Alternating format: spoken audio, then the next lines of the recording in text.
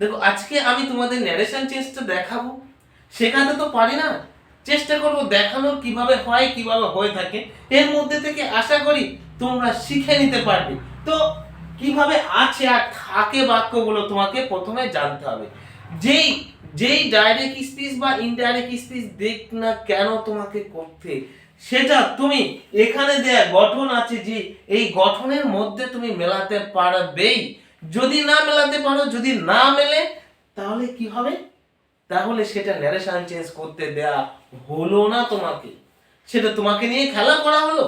এবার দেখো এখানে যে বাক্যটা আছে, Bulbuli said to his friend will you come tomorrow, তুমি কি আগামীকাল আসবে, এই যে বাক্যটা আছে দেখো, ইনভাইটেড কমার মধ্যে থাকা বাক্যটা সব সময় পরিবর্তন হয়ে থাকবে। কি হয়ে থাকবে? পরিবর্তন, একই রকম থাকবে না। থাকবে কোনটা একই রকম? Subject plus verb plus object comma, এই যে পার্টটা, এই পার্টটা সবসময় একই থাকবে। যদি অবজেক্ট থাকে অবজেক্টের পরে কমা হবে, যদি অবজেক্ট না থাকে তাহলে ভার্বের পরে কমা হবে। বুঝতে পারলে? এবার দেখো এই যে কমার আগে যে ভার্বটা থাকবে, এই ভার্বটা হলো, এই ভার্বটা হলো কি? Reporting verb. এই রিপোর্টিং ভার্বটার টেন্সের উপর নির্ভর করে এই যে ইনভাইটেড কমার মধ্যে থাকা বাক্যটা অর্থাৎ রিপোর্টেড স্পিচের টেন্সের পরিবর্তন হবে। এবং এই ইনভাইটেড কমার মধ্যে থাকা বাক্যটার সেন্স অর্থাৎ অর্থের উপর নির্ভর করে এই যে রিপোর্টিং ভার্বটা অর্থ নিয়ে নেবে। এটাই হলো কথা। এবারে দেখো এখানে এখানে কটা বিষয় তোমাকে খুব ভালো করে জানতে হবে। সেই বিষয়গুলো হলো কি? প্রথমত কথা, তোমাকে সেন্টেন্স অর্থগত দিক থেকে যে 5 প্রকার আছে, এই 5 প্রকার সেন্টেন্স তোমাকে খুব ভালো করে জানতে হবে। এবং এই সঙ্গে সঙ্গে তোমাকে জানতে হবে টেন্সটাকে খুব ভালো করে, এবং মানুষের কথা বলার যে সেন্স, সেই সেন্সটাকেও তোমায় ধরতে হবে। ধরতে পারলে তুমি ন্যারেশন চেঞ্জ করতে পারবে, নইলে ন্যারেশন চেঞ্জ করা অসম্ভব। মুখস্থ করা যাবে, মুখস্থ সবাই করে, অনেকেই করে, তুমিও করতে পারো। নাহলে আমার ক্লাস থেকে তুমি বুঝে নিতে পারো। কি করবে বাবা সেটা তোমার ব্যাপার, আমার কাজটা আমি করে যাব, বোঝানোর কথা আমি বুঝিয়েই যাব। দেখো Bulbuli said to his friend will you come tomorrow, এই যে বাক্যটা আছে একের এর দাগে 4-এর এ অর্থাৎ এক্সারসাইজ 4/1, এতে কি আছে দেখো, বুলবুলি বুলবুলি সেড টু হিজ ফ্রেন্ড, এই যে পার্টটা, এই পার্টটা সব সময় মিলে যাবে। অর্থাৎ এই যে ইনভাইটেড কমার আগে থাকা যে পার্ট, এই পার্টটা সব সময় মিলে যাবে। এটা নিয়ে তোমার কোনো ব্যাপার থাকবে না, তোমার বোঝার কিছু নেই। তোমাকে সব থেকে গুরুত্ব সহকারে বুঝতে হবে কি, এই যে কোটেশনের মধ্যে দেয়া বাক্যটা কোন সেন্টেন্সের গঠনের মধ্যে আছে, এটা তোমাকে খুব ভালো করে বুঝতে হবে তুমি যদি ন্যারেশন চেঞ্জ করতে চাও বা যাও। দেখো কি হয়ে আছে, উইল ইউ কাম টুমরো, দেখো উইলটা অক্সিলারি ভার্ব অর্থাৎ এবি, you subject, come tomorrow object verb, অর্থাৎ ইন্টারোগেটিভ সেন্টেন্সের গঠনের মধ্যে আছে এই বাক্যটা উইথআউট ইন্টারোগেটিভ ওয়ার্ড। এটাকে করলে কি হবে? অ্যাকচুয়ালি বুলবুলি তো আর তোমাকে বলেনি কিছু, বুলবুলি তার বন্ধুকে কিছু বলেনি, বুলবুলি তার বন্ধুকে জিজ্ঞাসা করেছিল। ওর জন্য কি হবে? বুলবুলি আস্কড, এএসকে ইডি আস্কড, বুলবুলি আস্কড হিজ ফ্রেন্ড,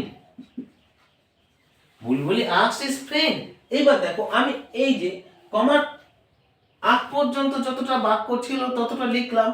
এইবার যে কোটেশনটা ওঠানোর জন্য, কোটেশনটাকে উঠিয়ে দেওয়ার জন্য আমাকে একটা লিঙ্কার আনতে হবে।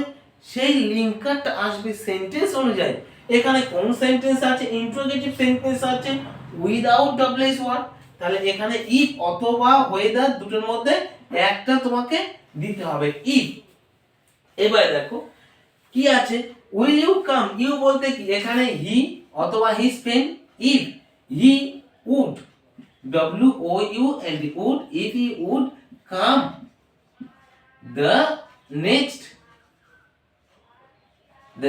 day, if he would come the next day, এটাই।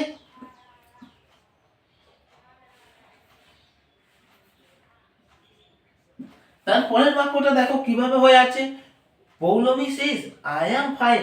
তাহলে দেখো এই যে কোটেশনের আগ পর্যন্ত যতটা পার্ট দেয়া আছে এই পার্টগুলো সবসময় একই, শুধু ভার্বটার টেন্স পরিবর্তন হয়েছে। পৌলমী সেজ, পৌলমী বলে, I am fine, I am fine, অর্থাৎ এটা কিসের গঠনের মধ্যে আছে, অ্যাসার্টিভ সেন্টেন্সের গঠনের মধ্যে আছে। তাহলে অ্যাসার্টিভ সেন্টেন্সের ন্যারেশন চেঞ্জ অর্থাৎ ইনডাইরেক্ট স্পিচের গঠন কি এই দেয়া আছে। তাহলে Poulami says, P A U L O M I, Poulami S A Y says, Poulami says. এবার লিঙ্কার হিসেবে কি আসবে, লিঙ্কার হিসেবে দ্যাট আসবে, দ্যাট, পৌলমী সেজ দ্যাট। কেন কেন দেখালাম, এই যে গঠন, এই গঠনটাকে জাস্ট আমি অ্যাপ্লাই করছি। That, I am fine, I am fine, এইটা আই বলতে কি পৌলমী ছিল, তাহলে সি, দ্যাট সি ইজ হবে না ওয়াজ হবে, এটাই বড় কথা। কি হবে তোমরা 1 মিনিট ভাবো, 10 সেকেন্ড ভাবতে দিলাম তোমাকে, ভেবে দেখো কি হবে। এখানে কিন্তু হবে ইজ। কেন ইজ হবে, এই যে রিপোর্টিং ভার্বটা অর্থাৎ পৌলমী শেষ, শেষ ভার্বটা প্রেজেন্ট টেন্সে থাকার জন্য রিপোর্টেড স্পিচের টেন্সের কোনো পরিবর্তন হবে না। বলে রাখি, যদি রিপোর্টিং ভার্বটা প্রেজেন্ট অথবা ফিউচার টেন্সে থাকে তাহলে রিপোর্টেড স্পিচের টেন্সের কোনো পরিবর্তন হয় না, তাই হবে না। তাহলে Poulami told, Poulami says that she is fine, Poulami says that she is fine, এটাই হলো। এবার তার পরেরটা দেখো কি আছে, teacher said to the student keep quiet, teacher said to the student, দেখো teacher said to the student, এখানে এই পার্টটা সব সময় একই আছে, অর্থাৎ ইনভার্টেড কমার আগে পর্যন্ত পার্টটা সব সময় সেম থাকবে। তাহলে তুমি কিভাবে বুঝবে আমি কোন গঠনে ফেলে করব, এখানে তো আমি 4টে গঠন লিখিয়েছি, শুধুমাত্র ইন্টারোগেটিভ সেন্টেন্সে 2টি গঠন লিখেছি। এবার দেখো, তাহলে এখানে teacher said to his student keep quiet, এখানে দেখো এই গঠনটার মধ্যে মিলেছে কিপ কোয়াইট, অর্থাৎ ইম্পারেটিভ সেন্টেন্সের গঠনের মধ্যে মিলেছে। এবার দেখো ইম্পারেটিভ সেন্টেন্সের গঠনে প্লিজ এবং ডোন্ট থাকতেও পারে, নাও থাকতে পারে। যদি থাকে তো ভালো, না থাকলে কি থাকবে, ভার্ব প্লাস অবজেক্ট। আমি কিন্তু গঠনের দুটোই লিখে রেখেছি তোমাদের বোঝানোর জন্য, যদি থাকে তাহলে আমি তখন কি আলাদা গঠনে আনবো না, ওই গঠনের মধ্যেই ফেলে করতে হবে আমাকে। ওর জন্য এখানে কি হয়ে আছে দেখো, কিপ কোয়াইট। তাহলে এটা কি করব, এটা করতে হলে তোমাকে এই গঠনটা জাস্ট অ্যাপ্লাই করতে হবে। তাহলে দ্য টিচার, দ্য টিচার, এখানে কি করেছিল, টিচার কি তাদেরকে অনুরোধ করেছিল, না না অনুরোধ করেনি, শিক্ষক মহাশয় তো অনুরোধ করেন না, এখানে টিচার তাদেরকে অর্ডার করেছিল, the teacher order the student, the teacher order the student, কি করতে অর্ডার করেছিল।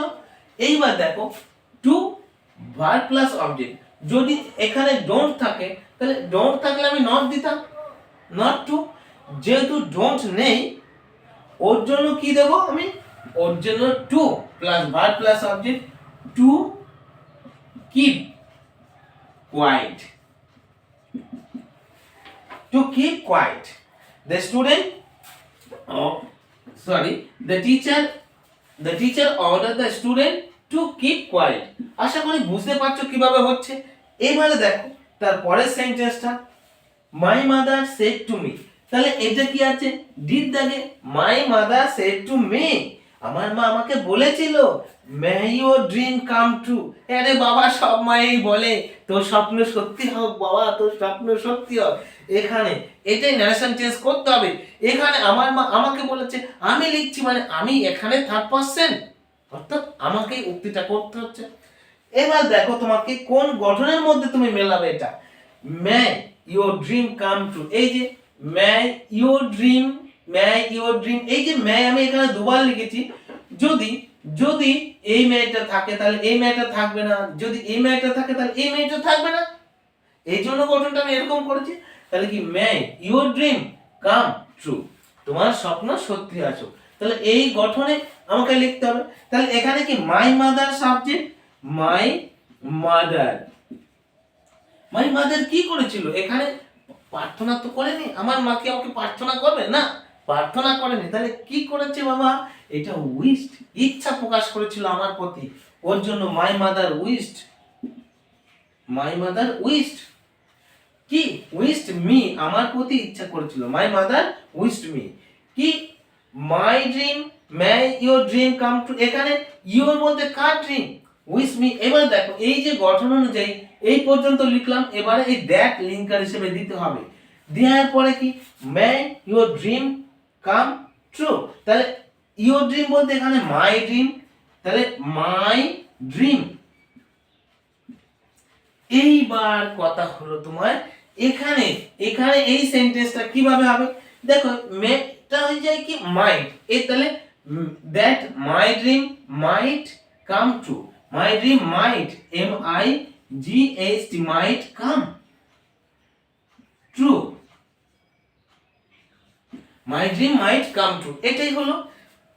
তুমি শুধু ভালো করে দেখে নাও গঠনে আমি মেলাতে পারছি কিনা। এটা আমি আমার মন গড়া কোনো একটা গঠন লিখে নিই। মাধ্যমিকে আসা 2000 সাল থেকে 2025 সাল পর্যন্ত যত ন্যারেশন চেঞ্জ এসেছিল, আমি এরকম 6টা সেন্টেন্সের গঠনের মধ্যে প্রত্যেকটাকে মিলিয়ে দিয়েছি। সেই ভিডিওটা আমার করা আছে, তুমি আমার চ্যানেলে ঢুকলেই দেখতে পারবে সমস্ত মাধ্যমিক আসা ন্যারেশন চেঞ্জগুলো কিভাবে গঠন অনুযায়ী মিলিয়েছে। সেখানে তো দু চারটে সেন্টেন্স নয়, এখানে যেমন 4টে দিয়েছে, সেখানে মিনিমাম 20টা সেন্টেন্স আছে। 20টাই সেন্টেন্স এই গঠনে মিলে গেছিল এবং আমি সেই গঠনটা তৈরি করে তোমাদের মিলিয়ে দিয়েছিলাম। তোমরা দেখবে হয়তো তোমাদেরকে গঠন দেখায় না কেউ কোনো স্যার, এরকম গঠন একটা আছে খুব সুন্দর, যেরকম যেরকম টেন্স। পৃথিবীর যেই বাক্যটা লিখুক তাকে কোনো না কোনো টেন্সের গঠনে লিখতে হয়। ঠিক ন্যারেশন চেঞ্জ করতে হলে তোমাকে কোনো না কোনো সেন্টেন্সের গঠন অনুযায়ী করতে হবে। তারপরে সেন্টেন্সটা দেখে নাও বাবা কি আছে এখানে। The student said, sir please allow us to play in the field. এখানে এই যে বাক্যটা আছে দ্য স্টুডেন্ট সেড, অ্যাকচুয়ালি ছাত্ররা কি বলেছিল শিক্ষক মহাশয়কে? ছাত্ররা নম্রভাবে অনুরোধ করেছিল। কি করেছিল? অনুরোধ করেছিল। তাহলে এখানে কোন সেন্টেন্সে আছে? Please allow us to play in the field. ছাত্র, স্যার আমাদেরকে দয়া করে মাঠে একটু খেলতে দিন। তাহলে দেখো প্লিজ মিলছে কিনা দেখো, খুব ভালো করে দেখো। Please allow us to play in the field, এটা অবজেক্ট পার্টটা অনেকটাই বড় হয়েছে। Please allow us to play in the field এই গঠনে মিলেছে। তাহলে কি? দ্য স্টুডেন্ট এখানে কি করেছিল স্টুডেন্টরা? দ্য স্টুডেন্টরা পোলাইটলি রিকোয়েস্ট করেছিল, অর্থাৎ নম্রভাবে অনুরোধ করেছিল। স্টুডেন্ট